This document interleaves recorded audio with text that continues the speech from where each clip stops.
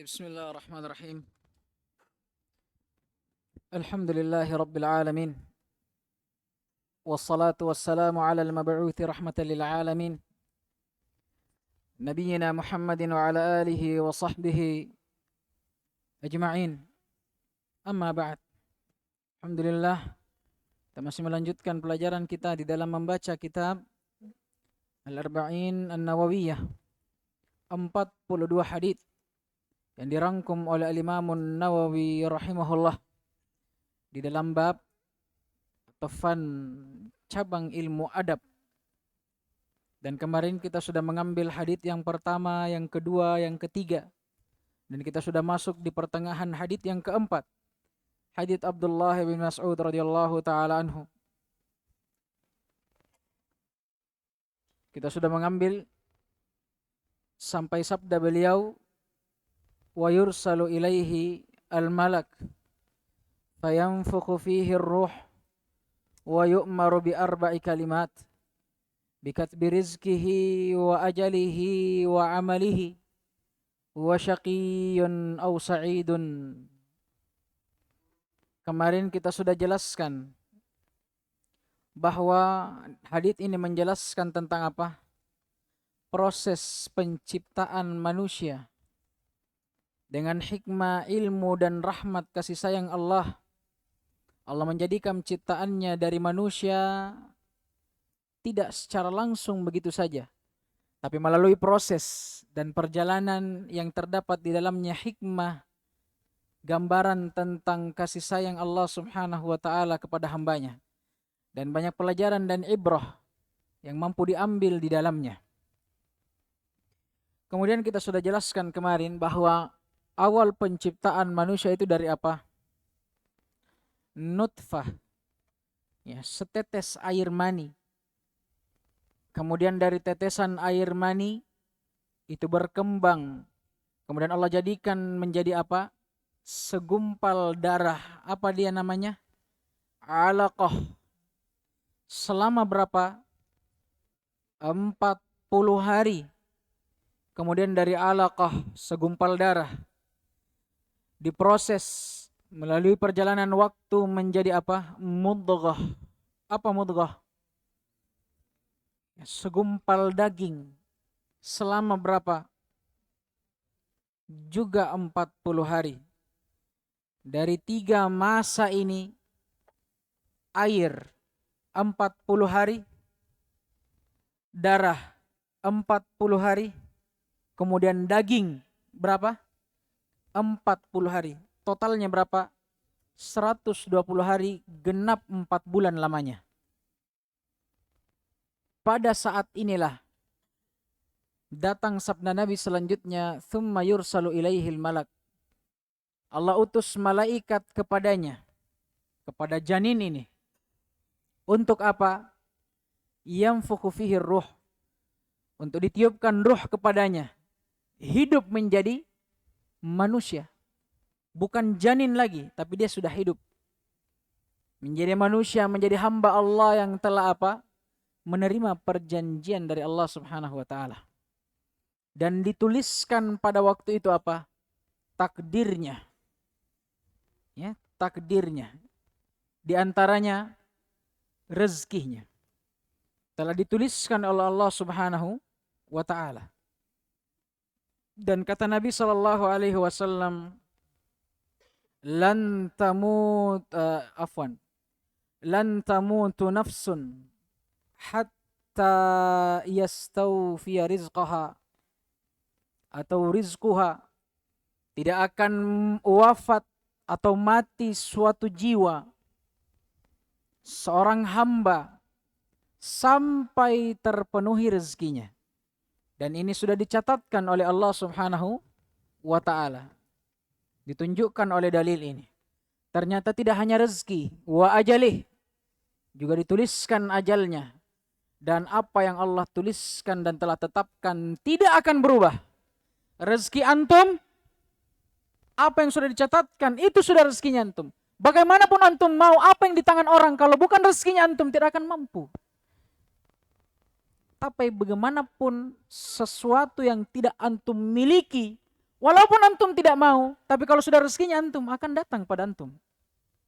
Itu rezeki. Ajal juga seperti itu. Kata Allah, walikulli ummatin ajal. Setiap umat punya ajal, masa hidup. Yang setelah masa itu dia akan mati kembali kepada Allah Subhanahu wa ta'ala. Fa idza jaa ajaluhum, dan apabila tatkala telah datang ajal mereka, la yastakhiruna sa'atan wala yastaqdimun. Tidak akan mampu ajal itu untuk diundur dan tidak pula dikedepankan. Siapa yang mengedepankan kematiannya? Dosa dari dosa-dosa besar. Tidakkah seorang sahabat yang berjihad bersama Nabi SAW terkena sayatan dari pedang musuhnya, tidak tahan dengan keadaan yang dimiliki, dia bunuh dirinya? Apa kata para sahabat? Dia di sorga. Sahabat mengira dia di sorga dengan syahidnya. Tapi kata Nabi, huwa finnar. Dia di neraka. Karena apa? Dia bunuh dirinya.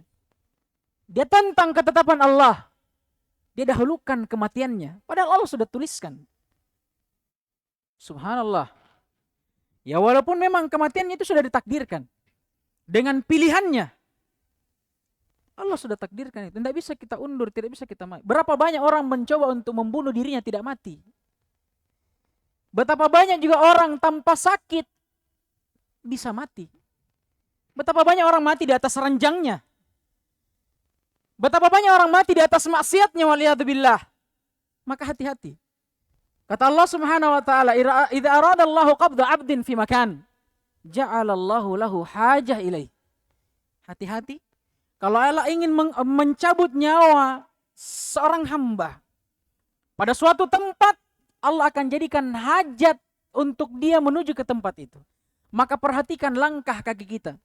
Kemana kita melangkah? Boleh jadi tempat terakhir atau tempat yang kita melangkah kepadanya adalah tempat terakhir kita dalam dunia ini. Pastikan kehidupan kita. Maka kalau mau bagus, buat kehidupan kita ini, keseharian kita ini penuh dengan ketaatan. Penuh dengan ketaatan. Paling tidak apa? Kita mati bukan di atas maksiat. Itu paling tidak itu. Karena itu sudah ditetapkan oleh Allah. Dan ini akan dijelaskan di hadis berikutnya. Bahwasanya amalan itu tergantung dengan apa? Penutupnya. Kata Nabi SAW, innamal a'malu bil khawatim. Yang menjadi penentu atas suatu amalan seorang hamba, penutupnya. Penutupnya. Berapa lama pun antum beribadah, tapi kalau antum tutup usia antum dengan maksiat, waliyadzubillah, neraka. Tapi berapa lama pun orang bermaksiat, tapi kalau dia bisa menutup hidupnya dengan apa? Ketaatan, maka diharapkan dia bisa masuk ke dalam surga. Bahkan itu janji Allah. Tidakkah pembunuh 100 jiwa, 99 jiwa yang digenapkan menjadi 100, masuk surga hanya karena apa? Hanya karena apa? Taubat. Bahkan disebutkan, tatkala dia diperintahkan untuk bertaubat, dia diminta oleh seorang alim yang menasihatinya untuk berhijrah dari tempat tinggalnya ke negeri lain. Di tengah perjalanannya dia berhijrah, wafat. Diperebutkan oleh dua malaikat. Malaikat rahmat dari surga dan malaikat adab dari neraka. Perebutan. Kata malaikat adab, ini punyaku ini. Kata malaikat nikmat, enggak. Dia masuk ke dalam surga. Kata malaikat adab, enggak. 100 jiwa dia bunuh. Tapi kata malaikat rahmat, subhanallah, Allah menghapus dosanya dengan taubatnya. Akhirnya apa? Diutus satu malaikat yang memperantarai perselisihan antara kedua malaikat ini. Kalau begitu katanya hitung saja jaraknya. Jarak dari tempat hijrahnya ke tempat tujuannya. Kalau dia lebih dekat kepada tempat hijrahnya, tempat asalnya, maka dia masuk ke dalam neraka. Tapi kalau dia lebih dekat ke tempat hijrahnya, dia masuk ke dalam surga. ternyata setelah diukur dia lebih dekat ke tempat hijrah, ke tempat tujuannya. Bahkan di sebagian riwayat, bentuk kecintaan Allah Subhanahu wa taala, Allah turunkan satu malaikat yang menggeser posisinya itu. Bayangkan, itu karena keikhlasan taubat. Tapi kalau taubat tak tomat ji, tobat maksiat, tobat dosa, tobat dosa, tobat dosa. Ada orang berdosa sambil istighfar. Astagfirullah, berdosa. Astagfirullah, lihat HP-nya. Jelas orang telanjang di dalam, astagfirullah. Nggak malu antum. Wal'iyadzubillah. Ya kan? Hati-hati. Hari ini mungkin kita masih tersenyum, tertawa. Hati-hati, itu istidraj. Istidraj. Kata Nabi SAW, "Idza ra'aitallaha yu'til abdah wa huwa ala ma'siyatin, fa'lam annahu istidraj." Kalau engkau melihat Allah memberikan nikmat kepada seorang hamba, wa huwa ala ma'siyah, tapi hamba itu sembari Allah memberikan nikmatnya dan terus menerus memberikan nikmatnya, dia berada di atas maksiat. Semakin dalam dengan maksiatnya, maka ketahui nikmat itu istidraj, panjar dari Allah SWT. Perlalaian untuk antum supaya terus menerus dalam maksiat. Kenapa? Antum bilang, alhamdulillah, saya berdosa tapi masih jalan nikmat. Berarti baik-baik saja dosa ini. Baik-baik jika keadaanku ini. Karena masih ada nikmat. Hati-hati, dibayar itu nanti dengan adab yang berkali-kali lipat. Hati-hati.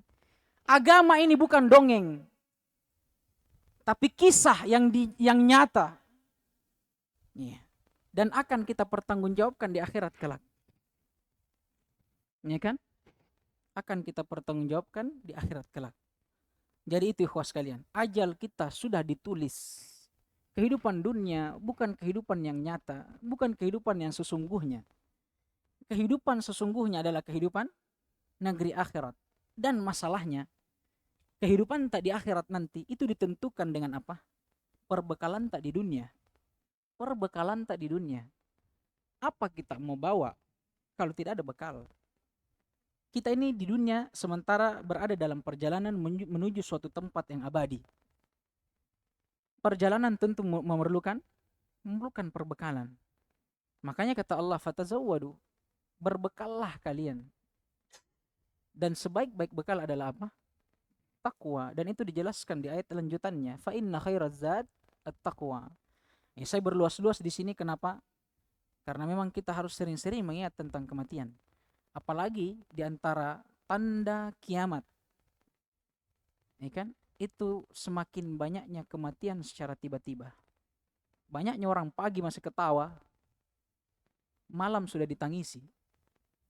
Banyaknya pemandi mayat, paginya mandikan mayat, malamnya dia dimandikan. Tidak ada yang menjamin kehidupan ini. Tidak ada yang menjamin kehidupan ini. Makanya hati-hati. Tidak ada. Kematian sekarang itu tidak kenal penyakit. Nanti orang kanker bukan stadium 4, stadium bola yang paling tingginya baru bisa mati. Tidak ada. Tidak ada. Anak muda, banyaknya anak muda yang mati. Lagi pesta miras mati. Kodong pacena, cilakaan atau kamanjoa. Celaka di atas celaka. Orang bermaksiat mati di atas maksiatnya. Betapa banyak didapatkan orang berzina mati di atas perut orang yang dia zinahi. Innalillah. Coba bayangkan diri kita itu. Bagaimana kalau kita berada di atas keadaan itu? Mungkin menyesal di akhirat.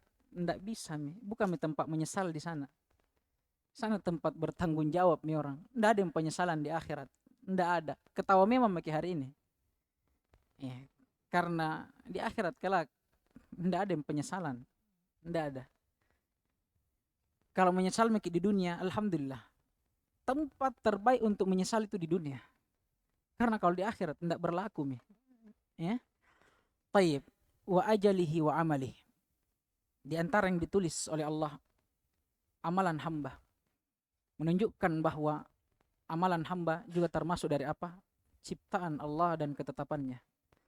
Allah Subhanahu wa ta'ala berfirman, huwallazi khalaqakum wama ta'malun. Dialah Allah Subhanahu wa taala yang menciptakan kalian dan menciptakan apa yang kalian lakukan. Amalan kita ini itu sesuai dengan kehendak Allah, apa yang telah Allah tetapkan. Tapi ingat, bersamaan dengan itu bukan berarti kita tidak punya keinginan dan kekuatan, kemampuan untuk melakukan sesuatu. Allah Subhanahu wa taala menciptakan kepada kita dua hal. Pertama apa? Masyiah, keinginan. Yang dengan keinginan kita ini kita bisa melakukan sesuatu. Yang kedua apa? Qudrah, kemampuan. Yang juga dengan dua hal ini baru seseorang bisa melakukan sesuatu. Ada orang punya keinginan untuk melakukan suatu amalan, tapi dia tidak punya kemampuan. Bisa tidak dia lakukan? Tidak bisa. Begitu pula sebaliknya. Dia punya qudrah, dia kuat, tapi dia tidak mau, Ji. Saya tidak mau. Bisa tidak terwujudkan perbuatan itu? Tidak. Allah menciptakan dua hal ini untuk kita beramal. Oleh karenanya, amalan yang tidak bisa muncul, terrealisasikan kecuali dua hal ini, dan Allah yang menciptakan dua hal ini, maka sangat pantas kalau kita mengatakan amalan kita diciptakan oleh Allah. Paham gini? Sekarang ada tiga hal. Amalan, sebabnya, dan yang menjadikan itu sebab. Paham ini? Amalan ini tidak akan muncul, tidak bisa terjadi kecuali dengan sebab. Apa sebabnya? Dua. Masyiah, keinginan, dan qudrah, kemampuan. Karena tidak semua orang yang mau bisa. Kalau tidak ada qudrahnya tidak bisa. Dan tidak semua orang yang mampu, ya, itu mau, bisa melakukan. Kalau dia tidak mau, ya urusan dia. Amalan tidak mungkin terjadi kecuali dengan kedua hal ini. Nah, sedangkan yang menciptakan sebab ini, yang menjadi musabbib, yang menciptakan sebab perbuatan amalan itu adalah Allah. Makanya syahid kalau kita katakan Allah yang menciptakan amalan seorang hamba. Kenapa? Karena dia yang menciptakan sebab amalan itu. Paham ini? Ya, karena ada orang yang sesat di sini, orang-orang Qadariyah. Mereka mengatakan, bukan, tidak ada hubungannya Allah dengan perbuatan manusia. Wal'iyadzubillah, jijiknya perkataan mereka ini. Bodohnya mereka, tololnya mereka itu, tidak belajar agama. Jadi dia bilang, Allah tidak ada campur tangannya dengan perbuatan tak. Mau melakukan ketaatan, kemaksiatan, Allah tidak tahu. Sampai kita melakukan itu. Bayangkan, kejinya mereka. Allah yang dia kasih seperti ini. Padahal dia makan karena Allah, dia minum karena Allah, dia bernafas karena Allah. Tapi dia kasih gitu Allah. Tidak ada hatinya. Manusia yang paling keji. Subhanallah. Yang selain dari dia lagi, ada lagi. Orang bodoh juga. Lawannya. Kalau dia bilang sebaliknya. Allah tahu semuanya. Dan Allah yang menginginkan semua perbuatan hamba. Yang baik dan yang buruk. Itu perbuatan Allah. Jadi seakan-akan dia bilang manusia ini cuma dipaksa. Kita tidak punya kemampuan. Kita tidak punya keinginan dan kemampuan dalam melakukan amalan. Akhirnya dia bilang apa? Kenapa antum berzina? Terpaksa. Ini qaddarullah. Keji sekali perkataan mereka ini. Sangat menjijikkan. Busuk sekali perkataannya mereka ini. Bayangkan. Kalau mereka merasa dipaksa oleh Allah. Jadi Allah yang paksa kita maksiat. Bayangkan. Masuk akal enggak ini? Tidak masuk di akal. Inna Allah tayyibun la yakbalu illa tayyiba. Kata Nabi SAW, wa syarru laisa ilaik. Tidak ada keburukan padamu ya Allah. Termasuk pada apa yang engkau tetapkan untuk makhluk-makhlukmu, hamba-hambamu. Jadi hati-hati. Hati-hati tentang amalan ini. Ahlus sunnah pertengahan. Bahwasanya perbuatan manusia itu adalah pilihannya. Adalah pilihan dia sendiri. Dia yang mau untuk lakukan itu. Berdosa dia yang mau. Beramal dia yang mau. Bukan paksaan dari Allah. Bantahan untuk mereka, orang-orang yang merasa terpaksa, orang Jabriyah namanya. kalian ini bodohnya kalian bermaksiat, baru kalian bilang ini takdirku. Allah yang paksa saya. Kenapa kalian tidak pergi sholat, tidak melakukan ketaatan, baru kalian bilang ini takdirku, qaddarallah. Kan sama saja. Paham ini? Dia yang bermaksiat, baru dia bilang apa? Ini Allah yang paksa ini. Qaddarallah. Bodoh sekali. Kenapa antum tidak pergi sholat, melakukan ketaatan, baru kalian bilang qaddarallah, ini takdirku. Paham ini? Tapi bersamaan dengan itu, apa yang kita pilih, apa yang kita jalani, itu pasti Allah sudah tahu. Allah sudah tahu. Paham ini? Pasti muncul kontradiksi. Terus bagaimana? Berarti kalau saya melakukan maksiat, Allah yang inginkan saya bermaksiat. Sekarang kita melakukan maksiat, itu kan kita yang mau. Dan itu Allah sudah tahu. Tapi masalahnya, kalau kita belum melakukannya, kita sudah tahu Allah yang pilihkan kita maksiat. Sudah tahu belum? Belum. Makanya jangan kita pusing itu. Paham gini? Seakan-akan memang kita mau membenarkan diri kita untuk melakukan maksiat. Kalau begitu berarti jangan beramal. Karena jangan sampai Allah inginkan kita masuk neraka. Kan jangan sampai. Belum tentu kita masuk neraka. Berarti memang antum mau jadi penghuni neraka. Kita kan belum tahu. Sampai itu terjadi. Andai kata kita hidup di zaman Fir'aun, kita belum tahu Fir'aun mati kafir atau tidak. Tapi sekarang karena itu sudah terjadi, ada hikmah di baliknya. Paham ini? Baik. Jadi ingat ya, tidak boleh kita berpikir seperti orang-orang Jabriyah. Kita melakukan maksiat, qadarullah. Tidak boleh. Kaidah di antara para ulama, tidak boleh seseorang berdalil atau menjadikan takdir sebagai dalil terhadap maksiat. Yang boleh berdalilkan dengan takdir terhadap musibah. Ini kaidah. Tidak boleh berdalil dengan takdir pada maksiat. Tapi boleh digunakan pada apa? Musibah. Kan musibah. Musibah kan bukan kita yang atur. Itu takdir Allah. Boleh kita berdalil. Qaddarallah ma syafa'al. Tapi kalau maksiat, antum maksiat, yang maksiatnya antum itu maunya antum sendiri. Kemudian antum bilang qaddarallah ma syafa'al. Ini keji sekali. Ya, paham ini? Tidak boleh. Ya, ini cukup kita pahami. Dan yang terakhir kita pahami dari hal ini bahwa semua yang Allah tetapkan itu kebaikan. Iya. Itu dalil yang kita sudah sebutkan tadi, innallaha thayyib la yaqbalu illa thayyiba wasyarru laisa ilaik. Tapi kalau kita memandang dengan kacamata kita, pandangan kita, di sini memang berbeda-beda. Ada takdir Allah atau takdir Allah terkadang menurut kita baik tapi buruk di mata Allah. Begitu pula sebaliknya. Kita suka tapi ternyata kita benci tapi itu ternyata baik di mata Allah. Jadi kesimpulannya semua ketetapan dan takdir Allah baik. Adapun apa yang buruk itu berdasarkan mata manusia. Kenapa? Karena takdir Allah yang menurut kita pun itu buruk, yang Allah inginkan di baliknya apa? Hikmah. Meninggalnya atau matinya Fir'aun di atas kekafiran, yang pertama itu dari kehendak Fir'aun. Fir'aun sendiri yang menempuh sebab ke situ. Tidakkah ayat-ayat menjelaskan? Dia mengaku sebagai Tuhan. Dia nafikan Rabbnya Nabi Musa, Rabb kita Allah Subhanahu wa ta'ala. Apakah tidak cukup hal-hal seperti ini menjadi sebab yang membawa kita kepada kekafiran? Sudah sangat cukup.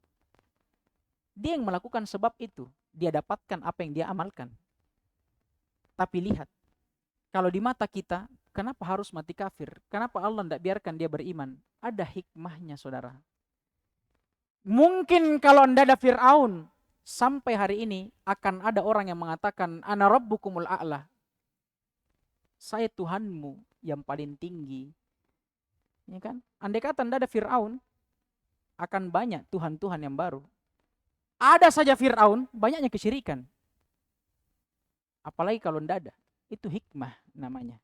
Ingat ya, jadi perbuatan Allah tidak ada yang tidak baik. Semuanya baik. Ketetapan Allah bahkan berupa perbuatan manusia semuanya baik.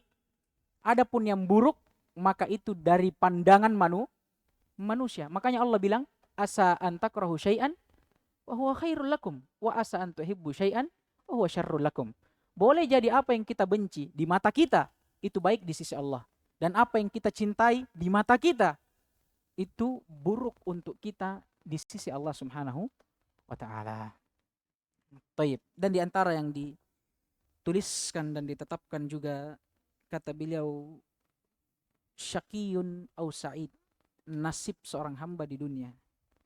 Syaqiyun au sa'id ini khabar dari mubtada yang dihapus. Ya, khabar dari mubtada yang dihapus.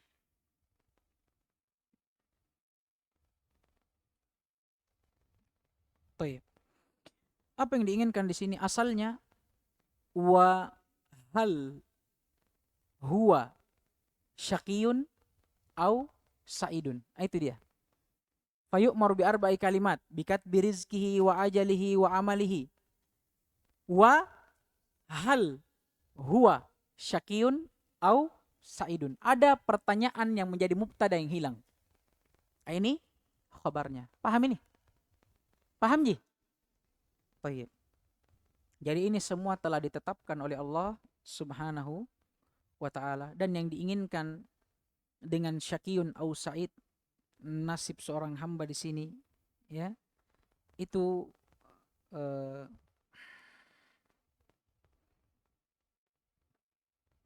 kehidupannya di dunia dan kehidupannya di akhirat. Apa yang mereka lakukan di dunia yang menjadi sebab yang menentukan kehidupannya di akhirat, ini dia. Apakah dia menjadi orang yang berbahagia atau orang yang sengsara? Ya, tergantung dengan amalannya. Ya, kalau amalannya di dunia maksiat, dosa, ya, yang menghantarkan dia ke dalam neraka, maka dia termasuk orang-orang yang apa? Syaqi, akan sengsara hidupnya. Dan kalau orang-orang yang amalan di dunia dia melakukan ketaatan, ibadah, amalan saleh yang mengantarkan dia ke sorga, maka dia termasuk orang-orang yang sa'id, yang berbahagia. Baik. Kemudian kita baca lafaz selanjutnya. Ya, kita selesaikan saja. Kata beliau, "Fawallahi alladzi la ilaha ghairuh." Dan demi Allah yang tidak ada ilah sesembahan yang berhak untuk disembah kecuali Dia semata. Inna ahadakum la ya'malu bi amali ahlil jannati hatta ma yakunu bainahu wa bainaha illa dira'.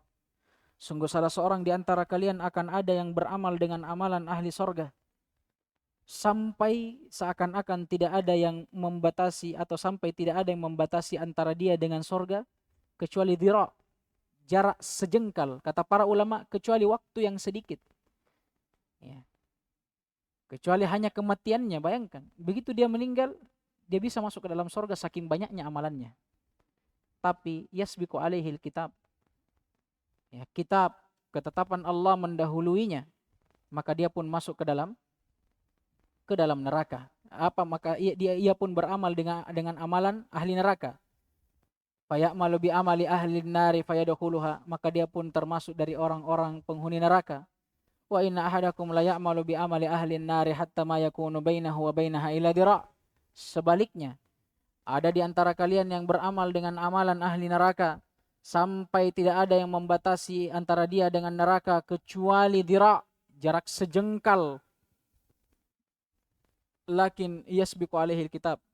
Ya, wa yasbiqu alaihil kitab. Hanya saja takdir Allah mendahuluinya. Fayamalu bi amali ahlil jannati fayadkhuluha. Maka dia pun menutup usianya dengan beramal dengan amalan ahli sorga, dan dia pun masuk ke dalamnya. Faedah yang pertama, pada lafaz fawallahi alladzi la ilaha ghairuh, Nabi bersumpah menunjukkan disyariatkannya seseorang tatkala ia ingin menjelaskan suatu perkara yang agung, penting, bermanfaat bagi manusia, hendaknya dia apa? Bersumpah. Boleh baginya dia bersumpah. Wallahi, ini seperti ini. Kalau dia mau menjelaskan sesuatu yang bermanfaat, sesuatu yang agung, sesuatu yang besar, ya, bermanfaat untuk manusia, ya, boleh baginya bersumpah. Karena Nabi kita Shallallahu Alaihi Wasallam melakukan itu. Baik, kemudian inna ahadakum la ya'malu bi amali ahlil jannah sampai akhir hadis. Kesimpulan di sini, ada ulama yang mengatakan bahwa yang diinginkan dengan amalan ahli neraka yang seseorang lakukan setelah dia beramal sepanjang hidupnya dengan amalan ahli sorga, yang diinginkan di sini orang-orang yang murtad. Maksudnya ada orang yang beramal sepanjang hidupnya dengan amalan ahli sorga, tapi akhir hidupnya dia murtad. Akhirnya apa? Masuk neraka. Ya. Nah, tapi yang benarnya Allah Ta'ala alam, ini pendapat sebagian ulama bahwa yang diinginkan di hadits ini orang yang beramal pada zahirnya yang menyelisihi batinnya. Maksudnya apa? Orang yang beramal dengan amalan ahli surga, amalan soleh, itu diamalkan pada zahirnya yang nampak di depan manusia. Tapi apa? Dia menyembunyikan kemunafikan. Ya, menyembunyikan kemunafikan di dalam hatinya. Dia sholat bukan karena Allah, karena maksud tertentu selain Allah. Dia puasa, zakat, dia beramal soleh, melakukan ibadah-ibadah yang lainnya bukan karena Allah, tapi karena sebab yang lain selain Allah, sehingga dia menyembunyikan kemunafikan di dalam hatinya. Akhirnya, karena ada kemunafikan yang disembunyikan dalam hatinya, ini yang menjadi sebab. Yang menjadi sebab yang dia tempuh, yang menghantarkan dia kepada apa? Su'ul khotimah. Ya. Penutup usianya yang buruk. Dia tutup usianya dengan apa? Amalan ahli neraka. Akhirnya dia tutup usia dengan bermaksiat. Ini tiada lain bukan karena ya paksaan dari Allah, enggak, bukan. Tapi karena dia sendiri yang menempuh sebabnya. Karena ternyata selama ini dia beribadah, beramal soleh, itu yang nampak pada manusia. Tapi ternyata apa? Dia sembunyikan kemunafikan di dalam hatinya. Kemunafikan ini milah yang menjadi sebab yang dia sudah tempuh.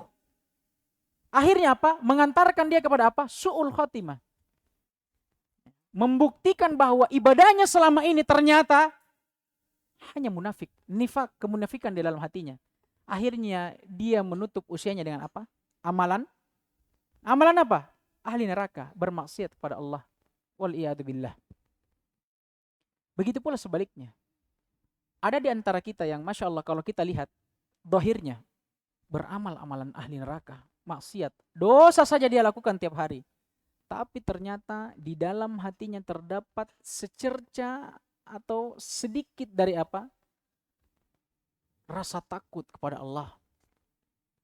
Tetap dia agungkan Allah. Dia tahu dia maksiat, tapi dalam hatinya terdapat pengagungan pada Allah. Dia tetap takut akan azab Allah. Ya. Maka orang yang seperti ini, secerca harapan di dalam hatinya, rasa takut dan pengagungan kepada Allah, itu sebab yang dia tempuh yang menghantarkan dia kepada apa? Husnul khatimah.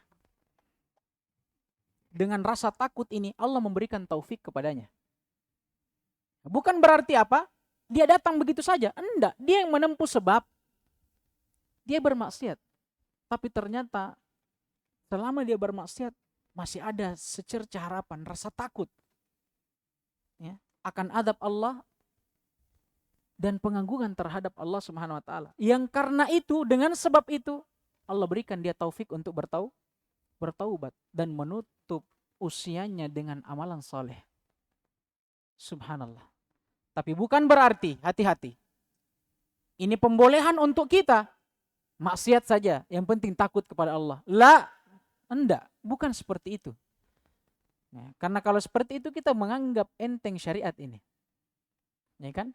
Justru dengan bergampangannya kita dalam bermaksiat menunjukkan bahwa rasa takutnya kita itu rasa takut yang palsu. Kenapa kita takut kepada Allah kalau kita bergampangan dalam bermaksiat? Paham ini? Nah, ini untuk orang yang memang di dalam maksiatnya dia sadar. Dia masih takut bahwa ada Allah yang mengadabnya. Allah akan mempertanggungjawabkan perbuatannya. Akhirnya apa? Allah berikan hidayah. Allah berikan taufik, ilhamnya untuk apa? Dia bertaubat dan apa? Dan masuk menjadi ahli surga Allah Subhanahu wa ta'ala. Paham Jini? Paham. Tayyib. Nah, maka dari hadits ini juga kita bisa mengambil faedah bahwa keadaan manusia di dunia ini ada 4, dan ini disebutkan oleh Syekh Abdul Muhsin dalam syarahnya. Dalam syarah hadits ini beliau bilang ada 4. Yang pertama, ada orang yang kehidupannya dari awal sampai akhir hasanah, baik. Masya Allah. Nas'alullah al-jalana minhum. Dari awal hidupnya sampai akhir hidupnya kebaikan. Jenis yang pertama. Yang kedua, kebalikannya. Wal'iyadu billah. Ada orang yang dari awal kehidupannya sampai akhirnya semuanya sayyi'ah, keburukan, dosa dan maksiat. Nas'alullah ayyajannibana minhum. Semoga Allah menjauhkan kita dari golongan seperti mereka. Yang ketiga, ada orang yang awal hidupnya dia mulai dengan kebaikan. Dia isi dengan kebaikan, ketaatan, amalan saleh, ibadah kepada Allah, ketaatan kepadanya. Tapi di akhir hidupnya dia tutup dengan su'ul khatimah wal'iyadu billah. Dia tutup dengan penutupan yang buruk. Dia tutup dengan maksiat, dosa, pembangkangan kepada Allah dan yang semisal dengannya. Kemudian yang keempat, sebaliknya, ada orang yang kalau kita lihat di awal hidupnya sampai dia tua hanya maksiat yang dia lakukan. Tapi subhanallah, biidnillah, ya, dengan kuasa Allah Subhanahu wa taala dan dengan izinnya Allah berikan dia apa? Hidayah, ilham, taufik, yang dengannya ia bisa bertobat pada Allah, ia akhirnya pun bertobat pada Allah dan menutup hidupnya dengan apa? Husnul khatimah, dengan penutup yang indah. Dan 2 jenis yang terakhir ini yang disebutkan dalam hadits. Baik.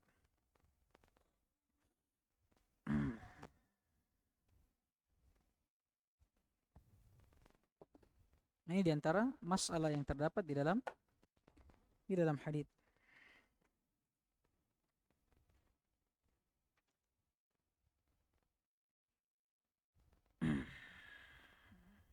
Baik, kemudian diantara masalah juga, ini masalah hadithiyah ya. Ada yang mengatakan hadits ini atau lafaz ini, fa wallahi alladzi la ilaha ghairuh. Katanya ini mudraj, tambahan dari Ibnu Abbas. Yang tambahan dari Ibnu Abbas. Tapi yang benarnya wallahu taala alam, ini syah dari Nabi sallallahu alaihi wasallam. Ya, dan ini ditunjukkan oleh dalil yang lainnya. Dalam riwayat lain Nabi sallallahu dalam sahihain juga. Nabi sallallahu alaihi wasallam bersabda, "Innar rajula la ya'malu 'amala ahli al-jannati fima yabdu lin-nas wa huwa min ahli an-nar." Wa innar rajula la ya'malu bi amali ahli an-nar fima yabdu lin-nas wa huwa min ahli al-jannah. Ya, kata Nabi SAW, ada orang yang melakukan suatu amalan, suatu ibadah dengan amalan ahli surga, tapi pada apa yang nampak di mata manusia. Tapi bersamaan dengan itu dia termasuk dari ahli neraka. Dan sebaliknya, ada orang yang kalau kita lihat amalannya, dia melakukan amalan ahli neraka, tapi pada apa yang nampak di mata manusia, tapi ternyata dia termasuk dari ahli surga. Ini hadis dari Nabi dan jelas Nabi yang mengucapkan. Ini sekaligus menguatkan pendalilan kita tentang makna hadis yang tadi, bahwa yang diinginkan ternyata orang yang beramal dengan kemunafikan. Ya, beserta orang yang beramal dengan apa? Atau orang yang melakukan dosa dengan secerca harapan dan rasa takut di dalam hatinya. Ini dalil yang menguatkan juga. Dan juga menguatkan bahwa pendapat yang mengatakan lafaz dari hadits ini mudraj, tambahan dari Abu Hurairah atau dari Ibnu Mas'ud, itu keliru. Karena di sini datang langsung dari Nabi Shallallahu Alaihi Wasallam dalam riwayat ini yang kita baca yang kedua tadi. Ya, paham ini? Iya, iya. Itu mulai dari fawallahi ladzi la ilaha ghairu sampai akhir hadits. Ada yang mengatakan untuk hadits arba'in ini yang keempat, ini tambahan dari Ibnu Mas'ud. Tapi dibantah oleh dalil yang lain. Diriwayatkan oleh Bukhari Muslim juga. Itu yang kita baca tadi.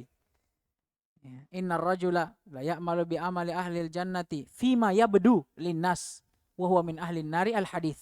Ini langsung diucapkan oleh Nabi Shallallahu alaihi wasallam, menguatkan bahwa hadis yang tadi juga itu bukan mudraj, ya kan? Bukan mudraj, bukan tambahan dari Ibnu Mas'ud radhiyallahu taala anhu. Baik, kemudian masalah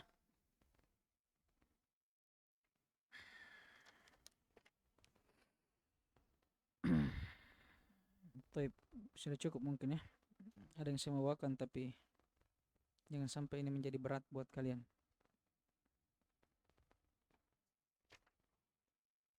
Baik, waktu juga sudah habis. Naktafi bihada. Subhanakallahumma wa bihamdik. Asyhadu an la ilaha illa anta astaghfiruka wa atubu ilaik. Alhamdulillah rabbil alamin.